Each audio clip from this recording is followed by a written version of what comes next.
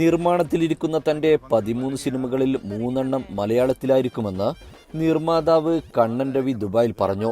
ജീവയെ നായകനാക്കി മലയാളിയായ നിധി സഹദേവൻ സംവിധാനം ചെയ്ത തമിഴ് ചിത്രം തലൈവർ തമ്പി തലൈമയിലിന്റെ പ്രദർശനത്തോടനുബന്ധിച്ച വാർത്താ സമ്മേളനത്തിൽ സംസാരിക്കുകയായിരുന്നു അദ്ദേഹം. കേരളത്തിലെ 100 തിയേറ്ററുകളിൽ ചിത്രം പ്രദർശനത്തിനെത്തും. ആദ്യമായിട്ട് എൻ്റെ മൂവിക്ക് കേരള നിങ്ങളുടെ കോലം എടുത്തിട്ട് ഒരു 100 തിയേറ്റർ ഇടുന്നത്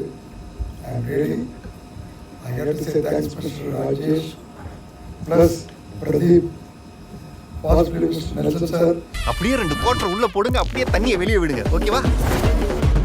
டேய் உங்க அப்பனுக்கு அறிவே இல்லடா, கண்டவன வீட்டுக்குள்ள கூப்பிட்டு இந்த கிறுக்கன போய் எந்த கிறுக்கன வர சொன்னா? ഫാമിലി എന്ന ചിത്രത്തിലൂടെ ശ്രദ്ധേയനായ നിധി സഹദേവന്റെ ആദ്യ തമിഴ് ചിത്രമാണ് തലൈവർ തമ്പി തലൈമയിൽ. ജനനായകൻ എന്ന ചിത്രത്തിന്റെ റിലീസ് മാറ്റിവെച്ചതാണ് തലൈവർ തമ്പി തലൈമയിൽ നേരത്തെ തിയേറ്ററുകളിലെത്താൻ കാരണമായതെന്ന് കണ്ണൻ രവി പറഞ്ഞു.